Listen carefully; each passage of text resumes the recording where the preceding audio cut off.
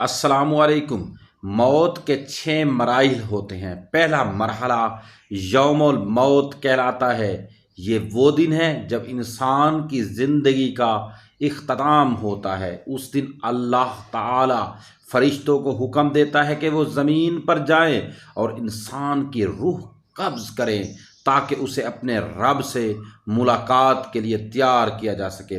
بدقسمتی سے کوئی بھی اس دن کے بارے میں کچھ نہیں جانتا، اور جب وہ دن آتا ہے انسان کو یہ بھی احساس نہیں ہوتا کہ یہ اس کی موت کا دن ہے۔ تاہم انسان اپنے جسم میں تبدیلیاں محسوس کرتا ہے۔ مثلاً مومن کے دل کو اس دن خوشی اور سکون ملتا ہے، جبکہ برے اعمال کرنے والے کو سینے اور دل میں دباؤ محسوس ہوتا ہے۔ اس مرحلے پر شیاطین اور جنات فرشتوں کے نزول کو دیکھتے ہیں، لیکن انسان انہیں نہیں دیکھ سکتا۔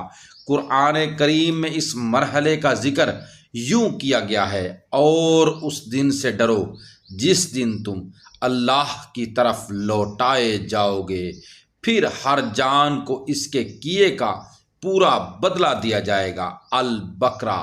دوسرا مرحلہ روح کا تدریجی طور پر نکلنا۔ یہ مرحلہ پاؤں کے تلووں سے شروع ہوتا ہے۔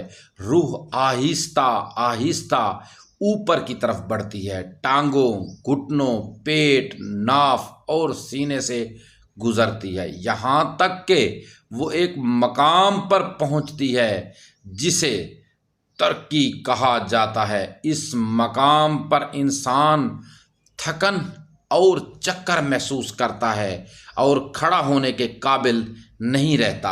اس کی جسمانی طاقت ختم ہو جاتی ہے، لیکن وہ اب بھی نہیں سمجھ پاتا کہ اس کی روح جسم سے نکل رہی ہے۔ تیسرا مرحلہ ترقی کا مرحلہ۔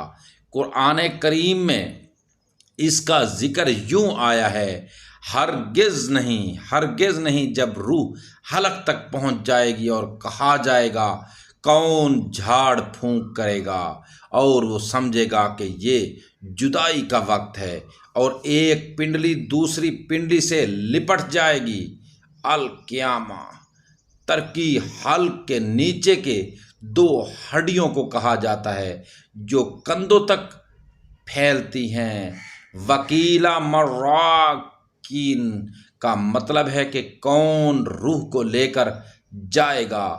یہ وہ وقت ہوتا ہے جب لوگ ڈاکٹر یا ایمبولینس بلانے یا قرآن مجید پڑھنے کی بات کرتے ہیں، لیکن انسان ابھی بھی زندگی کی امید رکھتا ہے۔ انسان کو موت قریب ہونے کا احساس ہوتا ہے، لیکن وہ اب بھی بقا کی کوشش کرتا ہے۔ وَاتَّقَاتِ السَّاعُ بِالسَّاقِ، یعنی روح کے نکلنے کا عمل مکمل ہو چکا ہے اور جسم کے نچلے حصے بے جان ہو چکے ہیں۔ چوتھا مرحلہ حلقوم کا مرحلہ۔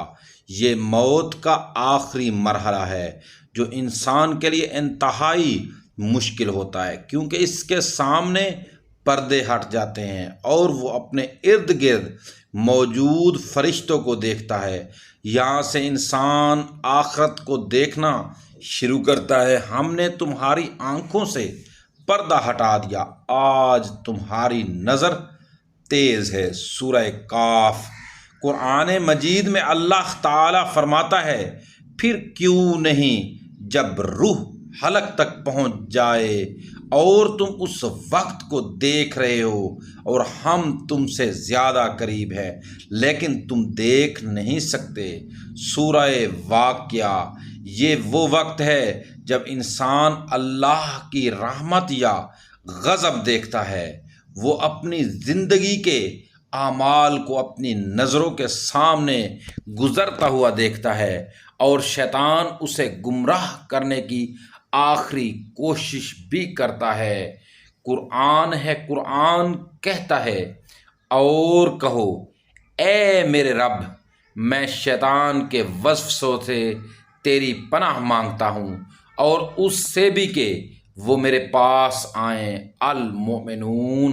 5واں مرحلہ ملک الموت کا داخلہ۔ یہ مرحلہ وہ ہے جہاں انسان کو معلوم ہو جاتا ہے کہ وہ رحمت والوں میں سے ہے یا عذاب والوں میں سے۔ اللہ تعالیٰ فرماتا ہے اور جن کی روحیں فرشتے سختی سے نکالتے ہیں ان کے چہرے اور پشتوں پر مارتے ہیں۔ سورہ محمد۔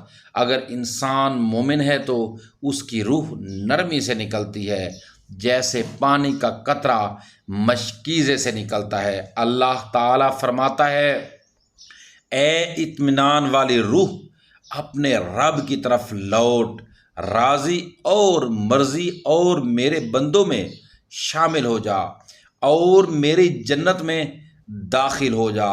سورہ الفجر۔ چھٹا اور آخری مرحلہ۔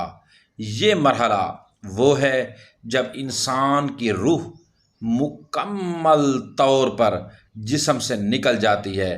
اگر وہ گناہ گار ہے تو کہتا ہے اے میرے رب مجھے واپس بھیج دے تاکہ میں نیک عمل کر سکوں، لیکن اللہ تعالیٰ فرماتا ہے ہرگز نہیں، ہرگز نہیں۔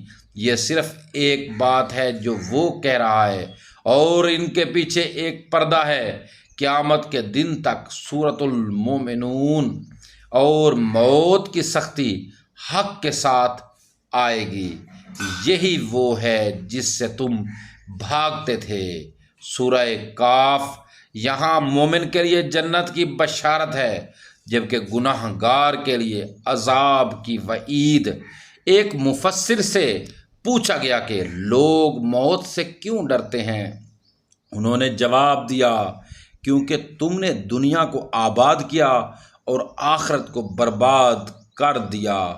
اے ہمارے رب ہمارا آخری خاتمہ دین اسلام پر فرمانا۔ آمین ثم آمین یا رب العالمین۔